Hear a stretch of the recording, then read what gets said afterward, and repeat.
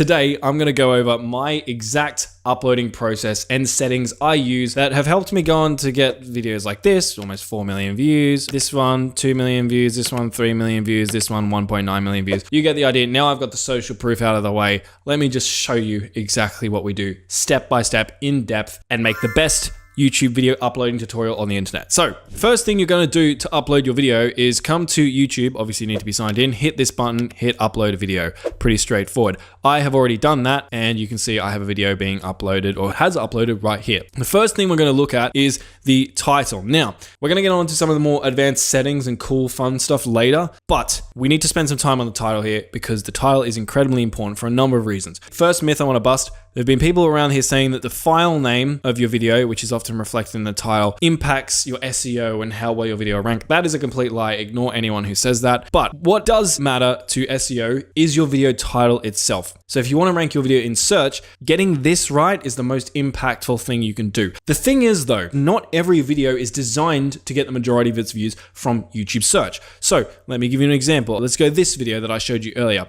This is a video where I say, I bought 5 million YouTube views, here's what happened. Now, when you think about this video's got 2 million people to watch it, but not many of those people are probably going to YouTube search and typing in, I bought 5 million views, blah, blah, blah. So instead, most people probably would have found this on their YouTube homepage or in their next up. And as you can see here, if I go into traffic sources, you can see that this is correct, right? Only 5% of my viewers actually came from YouTube search. So why does this matter? Well, it means that if your video is the kind of thing that's not going to be found through YouTube search. That's something like I bought 5 million views, or I discovered this crazy challenge, or whatever it is, something that people probably aren't going to be searching for. You don't need to worry about including any keywords or SEO stuff here.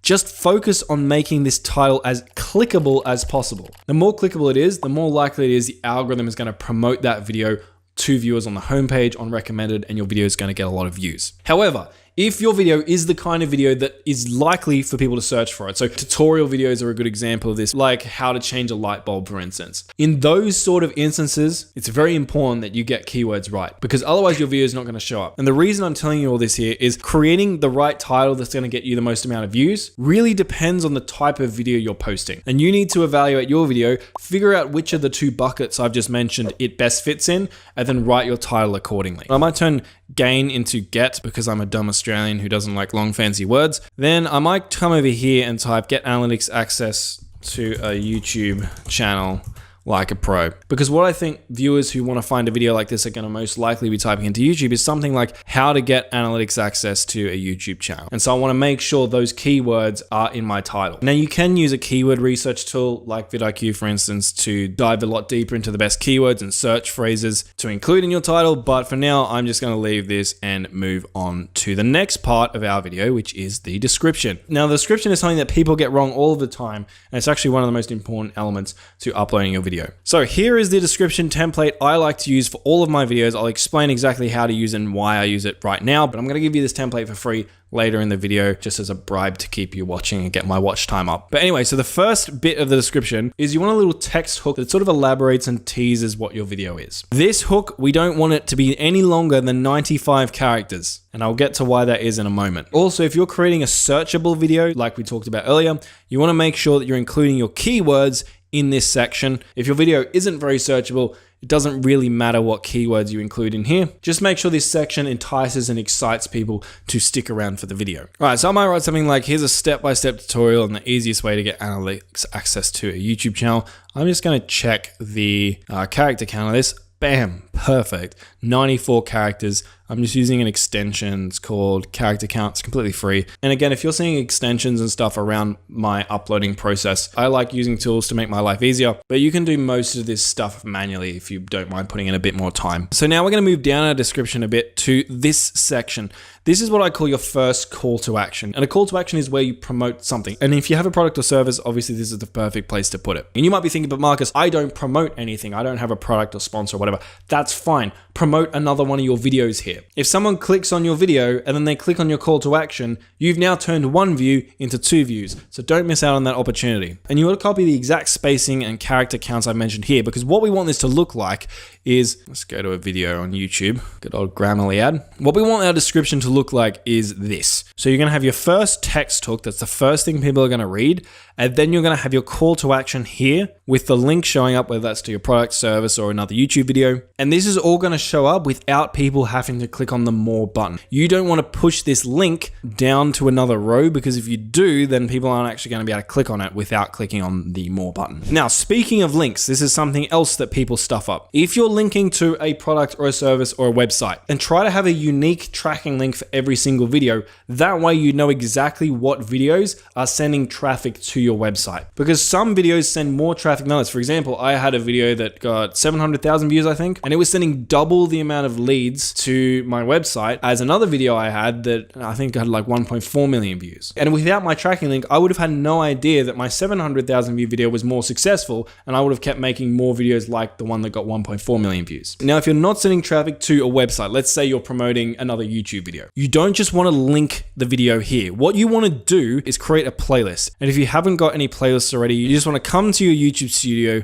come up to create, click on create new playlist, just add in the title of your playlist, description doesn't really matter. And then click add videos and add a bunch of your videos to this playlist. And the reason you are going to do this is because if I go to one of my playlists, let's say I go to this one, and now that I'm inside of this playlist, I copy this link and use this link for my call to action. When someone goes to this video and clicks on this link, not only is it going to actually open up the video, but it's going to open up the video inside of a playlist, like you can see here, which is good because one, it pushes down all of the recommended competitor videos and make it harder for viewers to see them. And they have to scroll all the way down here to see these videos.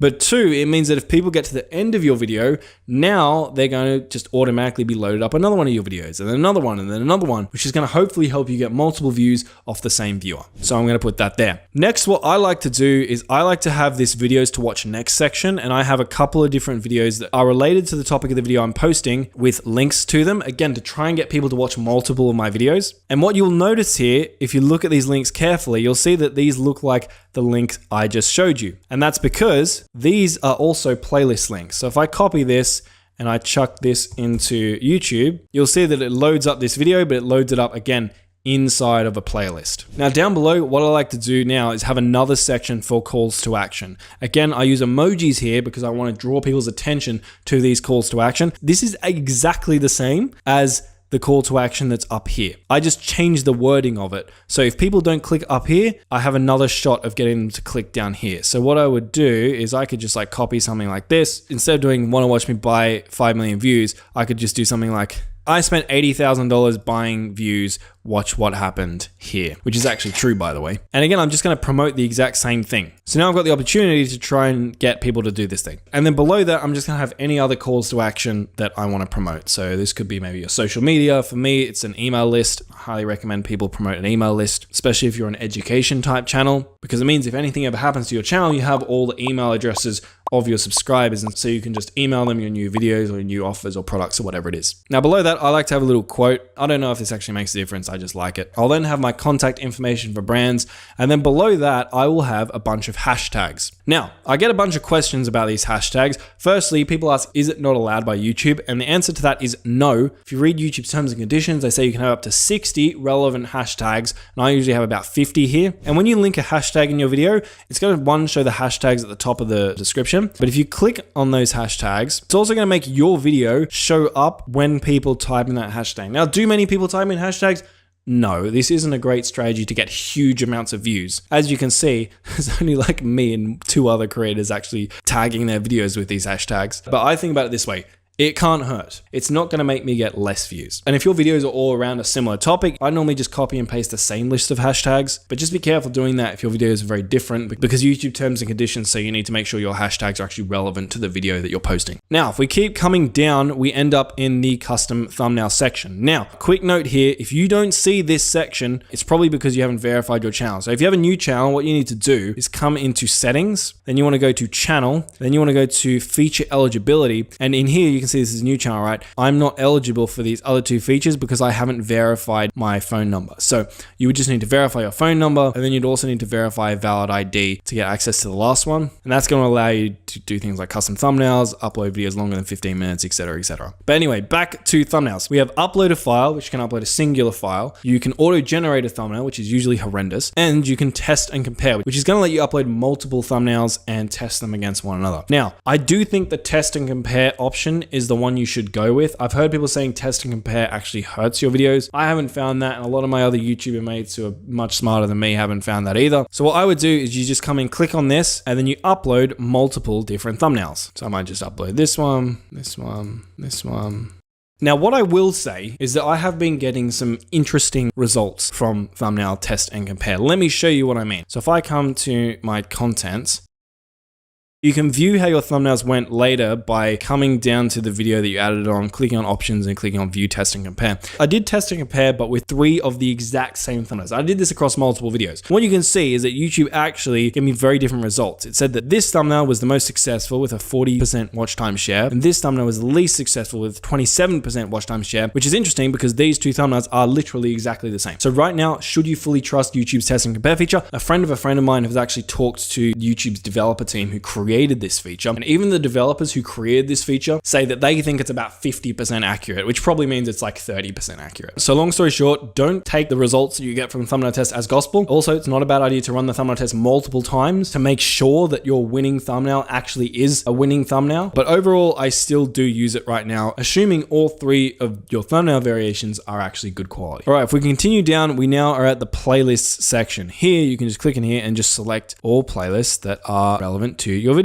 and just hit done. Coming down further, we are at the copper section. This is where you have to designate whether your video is made for kids or made not for kids. The way you want to think about this here is think about, is your video made specifically for kids? So think about something like Peppa Pig, right? The TV show. That TV show is made specifically for kids. So if you're uploading videos like that, then yes, the video is made for kids. On the other hand, if you're uploading videos that are akin to, say, Marvel movies, right? Marvel movies aren't made for kids, even though kids enjoy watching them. And if your video content allows for you to do this genuinely, selecting no is usually the option you want because it's going to give you a whole bunch of extra features that would be unavailable if you said your video is made for kids. All right, continuing on, age restriction. If your video is very explicit, then yes, you can restrict it to viewers over the age of 18. Most of the time, you don't have to worry about this. Also, video game violence and stuff doesn't really count. So I had gaming channels, for example, for 5 years, lots of killing and death and stuff like that, and I never had to restrict my video to over 18s, and I never had any problems. So continuing on, paid promotion. If you have sponsors or brand deals, you're supposed to check this box legally. Now, I'm not saying you shouldn't check this box, but I will say that a lot of big creators, and you guys have probably noticed this, don't check this box even when they are promoting things. So like, if you get this one wrong, it's probably not going to matter, but I guess you should try and be genuine about this. Now, if you do check this box, it's going to show a little banner at the beginning of your video that says this video includes paid promotion or something like that. Now, next we have YouTube's AI section. So basically, if you've created AI characters or footage that could be mistaken for real characters or footage, you're supposed to check yes here. So I'm just going to click no because I don't include that. Now, next one we have automatic chapters. Chapters are those things where you can see the video play bar has been broken up into multiple different segments. Sounds like a really great idea, turning on allowing automatic chapters and key moments.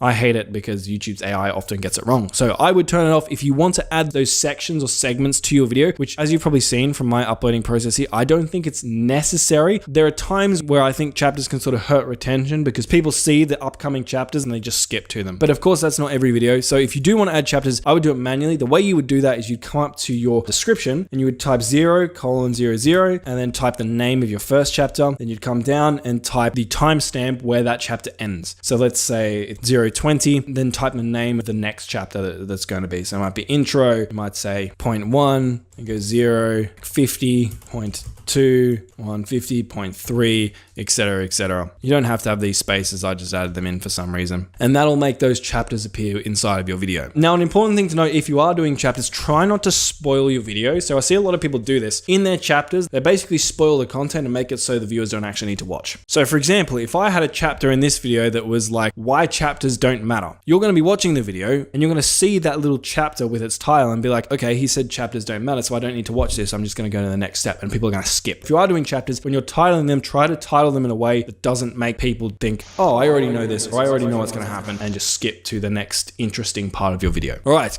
going back down, continuing on. Allow automatic places. We don't want YouTube to dox us, so let's take that off. Next, automatic concepts. Turn that off. You don't want that. Next, we have tags. Now, tags in 2024 and beyond basically don't matter. I do use tags. My rationale reasoning for that is the fact that YouTube has still included them means that they are somewhat relevant to some degree. But in my experience, the difference tags make is so minute that I put very little effort into this. I will basically just use a tool like vidIQ. I'll type in like one keyword, just copy all of the related keywords that show up and paste them in here in bulk. So it would literally take you like 20 or 30 seconds to do this. And I don't think you should even bother spending more than that amount of time on tags. All right, continuing down. Video language, you can select that here. Caption certification, leave that at none. Recording date. I don't know why they have this. Almost no one uses this feature, but I guess you can add the recording date of your video if you really want to. Now, license and distribution. If you select standard YouTube license, it means that people aren't supposed to take your video and re-upload it themselves. If you select Creative Commons attribution, it means that people can re-upload your video or re-upload parts of your video as long as they give you credit. Now, I like to leave it at Creative Commons attribution because I think, well, if someone wants to re-upload my video and credit me, it's like free promotion. It's free marketing for me. Why would I not want that? So most people have it as standard YouTube license because they don't want people to steal their content. I'm like, if you want to steal my content and promote me in it, fine, like go for it. Please be my guest. Cool. Next one is allow embedding. If you have this checked, it's going to allow people if they want to embed your video into their website. Same thing here. If people want to embed my video into their website, it's free marketing, free views for me. Of course you can do that. And the next one down here, this is a really interesting one. So publish to subscriptions feed and notify subscribers. Now, when you check this, it means when you post your video, it's going to end up in your viewers' subscriptions feed and notify any people who have the bell notification turned on. And you would think that you would want to leave this on. Here's why not. So if you post a variety of different types of videos, let's say you've been posting a bunch of Minecraft videos and then you go and post a guitar tutorial video. If you have your publish to subscriptions feed and notify subscribers checked, in the beginning, YouTube's going to be more likely to promote your guitar tutorial video to the viewers who watch your previous videos, who are interested in Minecraft, not guitar tutorials. And so those viewers don't click, they don't watch, and sometimes that can get the algorithm confused and it thinks, well, this is just a bad video. Maybe it's the best guitar tutorial in the world, it's just been promoted to the wrong audience. Sometimes YouTube doesn't seem to be smart enough to figure that out. So in my opinion, think about it like this.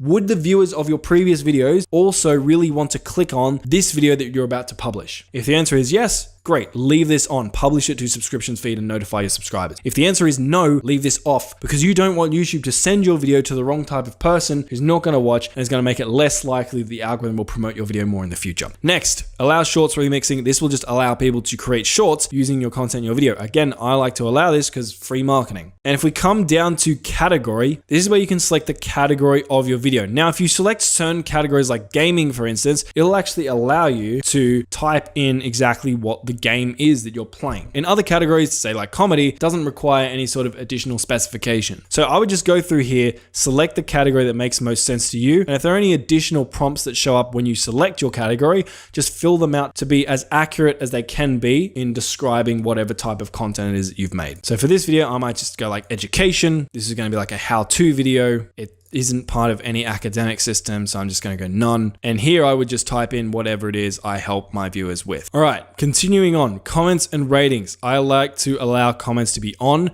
For comment moderation, I like to have it at basic as well. If you get a lot of hate comments and you can't handle them, you could put it at strict or hold all, and that will only allow comments to get approved to be published to your video. Basic's pretty good in my experience. And last, you can choose how you want to sort your comments by. Always leave this at top because that's how most videos on YouTube are sorted. And of course, you want to allow people to see how many people liked the video. Otherwise, people will think you're weird and you're hiding something. So now we've done all of that stuff, we can just hit next. If your channel is monetized, you can come here and click on, which will mean that your video is going to show ads. Now, if your video is over 8 minutes in length, you can actually insert mid-roll ads into your videos. So there's going to be ads that play not just at the beginning of your video, but during your video. But if you're at the point where you have 1,000 subscribers and 4,000 watch hours, which is how many you need to monetize, you probably already know how to do that. So I'm just going to keep going. Cool. Next is ad suitability. So basically, you just want to go through this questionnaire and just answer all of these questions as accurately as you can. So I might just have that. Adult content, there's going to be none. Violence, none. Harmful acts, none. Recreational drugs, none. None. Cool. None of this is that. So then I can just hit submit rating and then I'm going to hit next. And you always want to try and be as honest as you can in this section, because if you stay honest there, YouTube is going to basically allow you to continue moderating your own content. But if YouTube picks up that you're lying about what's actually in your video, then they're going to stop trusting you, and they might actually need to review your videos, which could take some time, meaning that if you want to post your videos right away, you're going to miss out on a chunk of ad revenue while YouTube are reviewing your ad suitability. So next, we're into video elements. You can add subtitles here if you want to reach a broader audience. YouTube automatically adds subtitles for most languages. I just let YouTube do it because it's pretty good. Next, you can click on add an end screen. What an end screen is that video box or playlist or channel subscribe icon that pops up at the end of a YouTube video to do whatever it is you want it to do. So you can import an end screen from a previous video, and we're just going to create one custom for this tutorial. So I'm going to click add. So YouTube has a couple of different templates you can use here. What I like to do personally is I like to promote a video. So your video is going to pop up here. What you can do is you can click on this, and I like to drag this out like that to make it as big as possible and chuck it right in the center of the screen. The reason I do this is the more elements you add onto the screen, the more what's called decision fatigue is induced. So when I was working in marketing for 4 years, what I learned was the more choices people have, the less likely it is that they're going to make any choice at all. So I like to just give people one big choice, which is the thing I want them to do, which is to watch another one of my videos so that I can turn that one viewer into 2 views. Now, the other thing I like to do is end screens by default are set to last about 20 seconds. 20 seconds, in my opinion, is way too long. It doesn't take people 20 seconds to decide on whether or not they want to watch your next video. So if you want to scroll to the end of your video to see how long it is, you have to like kind of drag your playhead off the screen like that, and then click on this little button and it'll like move it to the end of your video. So I can see that my video is 4 minutes and 47 seconds long. So I'm just going to drag this over to here, click on my playhead, and then I'm going to drag this down to, I say it was like 47 seconds. I think giving people about 7 seconds is enough time ideally. So I'm just going to chuck that there. The reason I don't have a hard and fast number here is because I usually like to, in my videos themselves, actively promote the end screen that pops up. So I'll say something like, hey, if you want to watch XYZ video, click on that video on screen right now. And depending on how long it takes me to say that call to action will depend on how long it is that I have this end screen show up for. So I'll basically just have this end screen show up at the point where I say there'll be a video on screen right now. So I'll just drag it to wherever that is. But roughly my end screens usually end up being about 5 to 10 seconds. Now, after you've selected your placement and how long you want the video to be for, you can select what kind of video you want to feature here. Now, if you have no idea, I would just select best for viewer and let YouTube choose what video to promote to your viewer. But if you do what I mentioned previously, where I actually have a baked in call to action in my video script where I'm like, hey, go check out the video on screen that's going to help you do XYZ, I like to come to choose a specific video and then choose the specific video that I am promoting in my outro for obvious reasons. So once you've done all of that, you can just hit save. And the last thing is cards. Basically, cards will show this little like icon at the top right hand corner of the video, but not many people click on or use cards nowadays. So vast majority of people, I don't think you need to use them. So we're just going to hit next here. Now it's going to show us a screen to see if we have any copyright issues in our video. So for me, I'm all good because this video has no copyright issues. So we're going to hit next. So what you're going to want to do is first save your video to unlisted. Now, when you upload it to unlisted, it means no one will be able to see it unless you directly send them a link to the video. Let it sit for an hour or so while it publishes the HD version of your video. Because if you just upload your video right away to public, the video might have only processed to standard definition. So when people watch it, it's not going to look very good. Also, YouTube might not have checked whether or not you have any copyright violations yet in your video, because also that can take some time sometimes. So you might find that you upload a video, you post it, and YouTube's like, hey, this video has copyright issues. And at that point, you've posted it and it's too late. So upload it to unlisted until all of your copyright checks and your high definition version of your video is processed. Mine, you can see it already has down here from these icons, but a lot of longer videos might take some more time. Now, what I personally like to do is come down to schedule, and I like to schedule the video to go live at my peak time. So when most of my viewers are active. So that vidIQ extension I told you about that I've got installed tells me that my best times to post are between 12 and 2 a.m. So I could just select whatever day I want my video to go live on, and then I would select 12 a.m. so that it goes live at the beginning of my peak time. Now, if you don't have vidIQ installed, something you can do is you go to your YouTube channel, you go to YouTube Studio, then you're going to go to your analytics, then you're going to come to audience, the audience tab.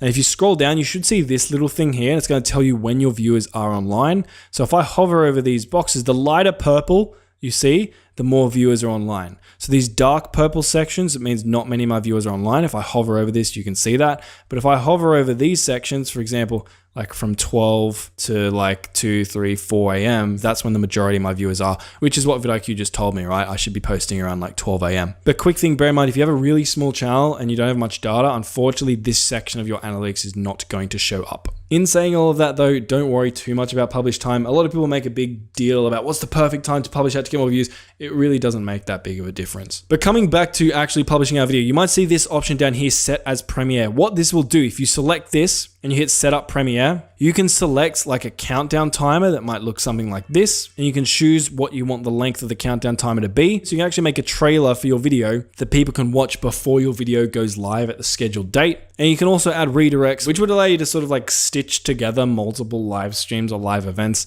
I never use this. But anyway, if you're creating a really big, massive, exciting video, I like to set it as a premiere to try and sort of build a bit of extra hype within your audience. If you don't really have an audience at the moment, then setting it as a premiere doesn't really matter. But I would say try not to do too many premieres, because if every single one of your videos is a premiere and you're uploading frequently, then eventually when you do premiere a video, people are just gonna be like, well, he always premieres. Like, it's not really that special. So I try and be selective with this. So when people see me publish a video as a premiere, they're like, oh, this one's special. And so if you hit that, your video is gonna show up as scheduled like this, just sort of build hype for when the video is supposed to go live. And when the video does go live, there's gonna be like a live stream chat where viewers can interact, and you can interact with your viewers while everyone's watching it for the first time and cool stuff like that. And now all of this has been done, you just hit schedule. Close this out, and you can see that the video has been scheduled like so. And if I go to my channel really quick, I need to do this really quick because I need to delete this premiere because it's gonna make my channel look stupid. Let's load it up. If I go to my homepage, here, you can see it right here. So you can see upcoming, how to get analytics access to a YouTube channel, blah, blah, blah. If I click onto this, you can see that I've got a premiere and there's one person currently waiting, and the kind of, the wait looks, it looks like this. Anyway, I'm gonna delete this really quick so people don't see it. Oh, this is stressful. A lot of people go through this and think that just by publishing their videos properly, it's going to help them get more views. It's actually more about, well, actually, I have a whole video on this, so I'm not going to get into this now because this video has already been super long. Video on screen. Go watch that video. Make sure you do all that stuff first, and then come back to this publishing guide. Then publish your video like I've just shown you here, and you're going to give it the best possible chance of getting more views. So go check out that video, and I'll see you on the next one. See ya.